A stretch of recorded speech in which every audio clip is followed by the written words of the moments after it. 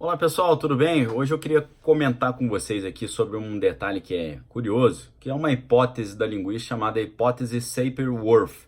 Essa hipótese, ela também é conhecida como relativismo linguístico, ela foi proposta nos anos 30 por dois linguistas, Edward Sapir e Benjamin Lee Whorf, que chegaram à formulação de uma tese que constituiu durante muito tempo uma referência para o chamado relativismo linguístico, né? Resumindo essa hipótese Sapir-Whorf, ela postula que as pessoas vivem segundo as suas culturas e universos mentais muito distintos que estão expressos pelas línguas que elas falam.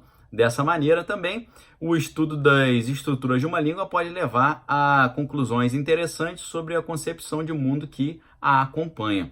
Essa ideia já tinha sido trazida pelo Wilhelm von Humboldt com a hipótese conhecida como Weltanschauung. Weltanschauung é visão de mundo, né? Welt é mundo em alemão, Anschauung é visão.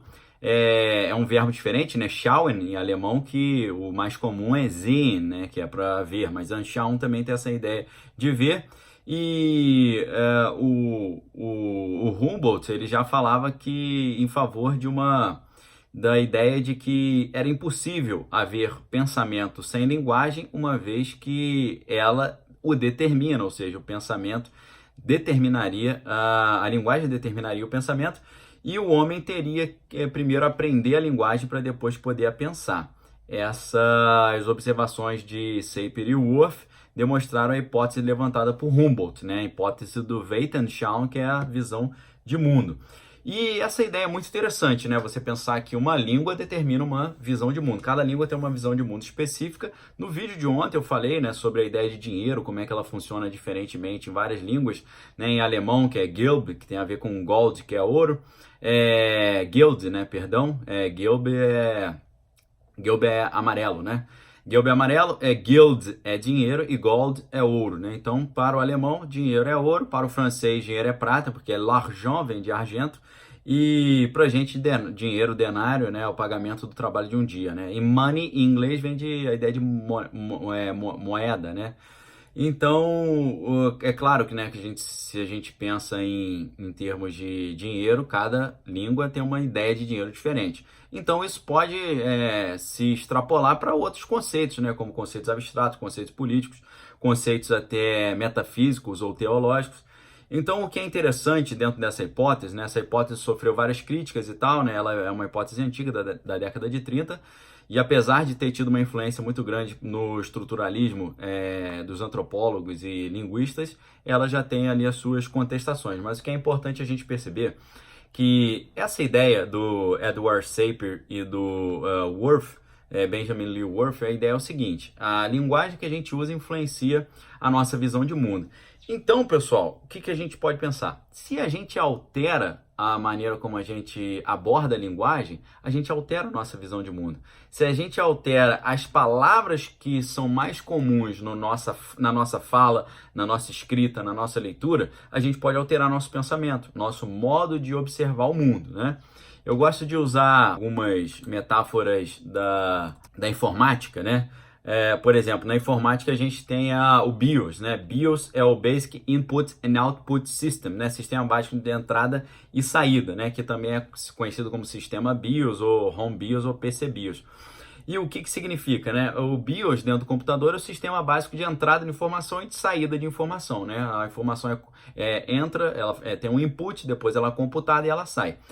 E o que eu estou querendo dizer para vocês? Quando a gente muda esse nosso, pensando o cérebro como computador, quando a gente muda nosso sistema BIOS, né? Sistema básico de entrada e saída, como a gente recebe a informação, computa a informação e emite o resultado, quando a gente muda isso, a gente muda a nossa visão de mundo. Quando a gente muda a nossa visão de mundo, o mundo se torna um mundo distinto para todos nós, né? Então, pessoal, o que a gente está falando aqui no final das contas? A gente está falando até de um conceito hoje que tem uma vertente tecnológica e uma outra vertente mais de mindset, que é o conceito de mind hacking, né? Hackear a mente. Hackear a mente, você pode pensar isso fazendo uma programação neurolinguística, uma programação mental, né, estilo MK Ultra. Você pode manipular a pessoa para ela pensar diferente, né, fazendo ali uma lavagem cerebral na pessoa. Essa seria uma visão mais negativa do mind hacking, mas a visão positiva do mind hacking, que é usada aí como em muitos palestrantes motivacionais, é a ideia de você hackear a sua mente para que ela funcione de um jeito que você possa extrair benefício daquilo e progredir com aquilo, né? Você pode reconfigurar a sua mente, tipo dar um boot na mente e reconfigurar a mente de outra forma. Isso é muito interessante porque, como eu estou falando para vocês, né? Se a gente pensa na hipótese Sapir-Whorf, que diz que cada linguagem determina a visão de mundo, se a gente mudar a nossa linguagem, se a gente tirar, por exemplo, palavras negativas como é impossível, não dá, não vou conseguir, coisas pessimistas, se a gente tirar esse vocabulário, isso que se chama dentro da linguística de campo lexical, se a gente muda o nosso campo lexical, léxico é a palavra, né? Então, se a gente muda as palavras que compõem o nosso vocabulário, a gente muda a nossa visão de mundo também. Então, isso é uma maneira de você poder mudar o seu sistema básico de entrada e saída, o seu BIOS, né, o seu Basic Input and Output System, e você começar a ver o mundo de uma forma completamente distinta. É possível fazer isso, e isso é o que a esquerda tem feito durante tantos anos dentro da questão da Revolução Cultural. Que o filósofo italiano Antonio Gramsci pensava a implementação de uma revolução socialista não pegando em armas, primeiramente, como pregava Karl Marx com a ditadura do proletariado, né, com a subversão agressiva de toda a ordem social vigente, mas pela mudança de pensamento. É uma reprogramação mental. É você mudar o senso comum, você mudar a maneira como as pessoas respondem automaticamente aos estímulos que chegam até elas. Então, pensar nessa hipótese Sapir-Whorf e pensar que a nossa linguagem influencia a nossa visão de mundo é muito importante, primeiro, para nós não cairmos em círculos viciosos negativos, né, pensando só de forma pessimista, e também fazer com que nós demos uma reviravolta na nossa mente, um boot, colocando a nossa mente num campo de palavras positivas, de vitória, de conquista, de progresso, de crescimento, de amizade, de cooperação. Todas essas ideias, se você absorver esses conceitos, podem fazer você simplesmente mudar a sua visão de mundo.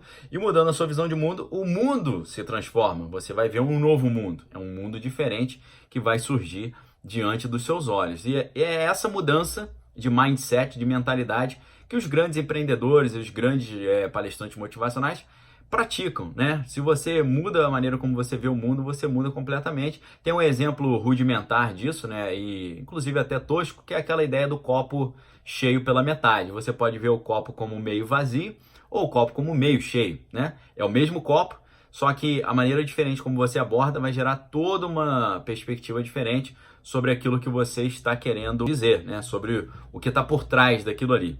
Então, pessoal, não deixe a sua mente ser voltada para as coisas negativas e não deixe que ninguém manipule a sua mente para que você tenha um senso comum que não é condizente com a sua ideologia, né? Hoje, por exemplo, tem muitas pessoas que não se consideram marxistas, nem socialistas, nem comunistas, mas que pensam exatamente como comunistas, né?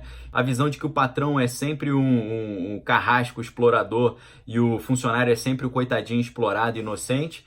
Então isso a gente precisa mudar, a gente precisa transformar. Saiba muito bem que você pode, ao mudar a sua visão de mundo, você muda o próprio mundo no qual você está inserido, tá bom? Reflita sobre isso, deixa um forte abraço aí. Amanhã a gente se vê com mais vídeos aqui para vocês, tá bom? Um abraço, valeu!